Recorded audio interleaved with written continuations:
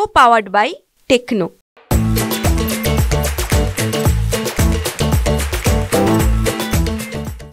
विधानसभा निवडणुकीसाठी जळगाव जिल्ह्यामध्ये शिवसेना ठाकरे गटाचे जे मतदारसंघ होते की ज्या मतदारसंघामध्ये शिवसेनेचे आमदार निवडून आले, मात्र फूट पडल्यानंतर हे आमदार शिंदे गटात गेले होते.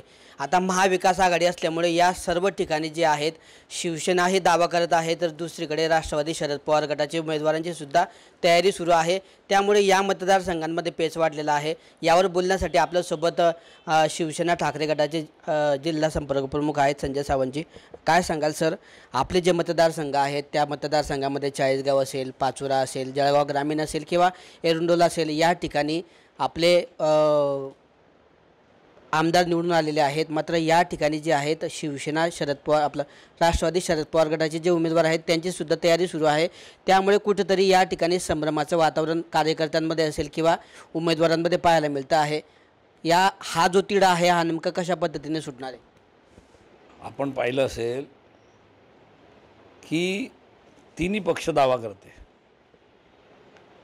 पण ह्या सगळ्या गोष्टी घडामोडी घडायच्या अगोदर तिन्ही पक्षांच्या नेत्यांनी एक गोष्ट ठरवलेली आहे. जिथे जिथे ज्या ज्या पक्षाचा आमदार पूर्वी होता आणि त्यांनी पक्ष सोडला, गद्दारी केल्यानंतर भविष्यात ज्या वेळेला वाटाघाटीला बसू त्या त्या मतदारसंघावर ज्या पक्षाचा आमदार होता त्यांनी दावा ठोकायचा आणि त्यांना ती जागा सुटेल.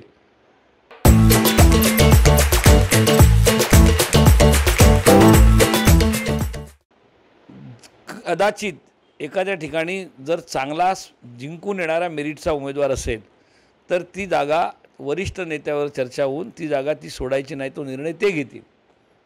त्याच्यामुळे प्रत्येक कार्यकर्ते आपापली ताकद दाखवायचा प्रयत्न करत आहेत. सगळ्या मतदारसंघात आज आपण पाहिलं असेल की या जळगाव जिल्ह्यामध्ये 11 विधानसभा आहेत, पण त्या 11 विधानसभेपैकी 5 विधानसभेच्या लोकांना माननीय उद्धवजींनी मातोश्रीवर बोलवलं होतं.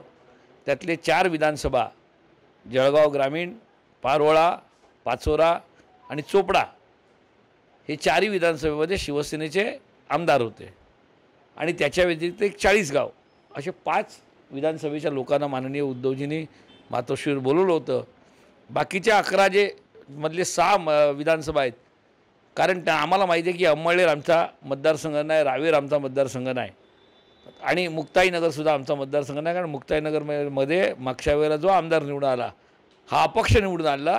त्यावेळेला आमची युती होती आणि त्यावेळेला भाजपच्या उमेदवाराला पाडून तो आमचा अपक्ष निवडून आला.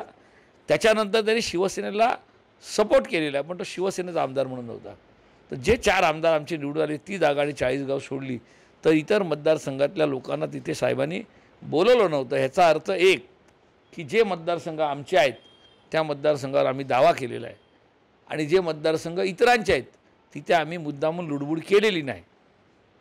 त्याच्यामुळे महाविकास आघाडी म्हणून आम्ही 11 विधानसभा लढवू. आज जरी कुठल्याही पक्षाचे कार्यकर्ते इकडे तिकडे, आज जर तुम्ही शहराचं धरलं तर माझ्या शेजारी कुलभूषण बसलेला आहे, तो सुद्धा काम करतो आहे. जयश्री महाजन तीसुद्धा काम करते.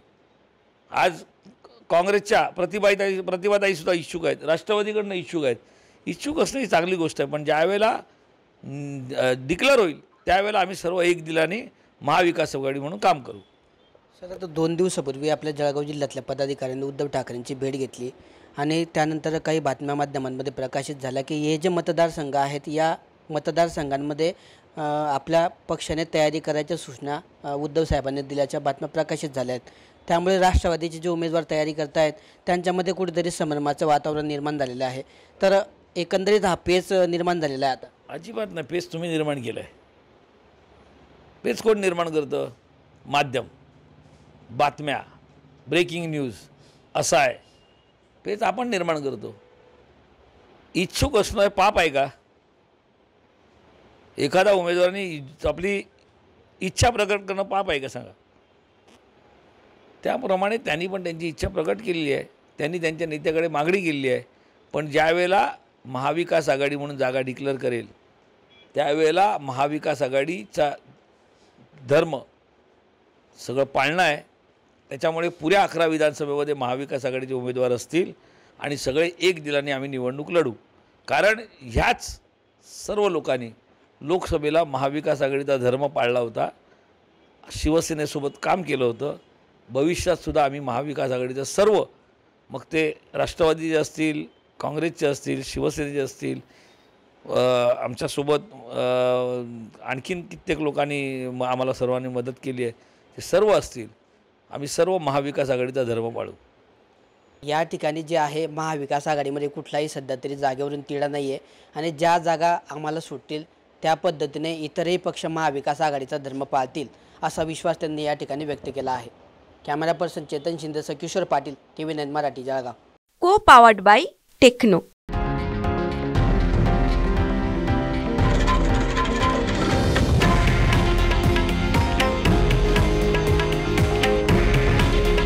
हे आहे देशातील नंबर 1 न्यूज नेटवर्क आणि आपण पाहत आहात TV9 मराठी.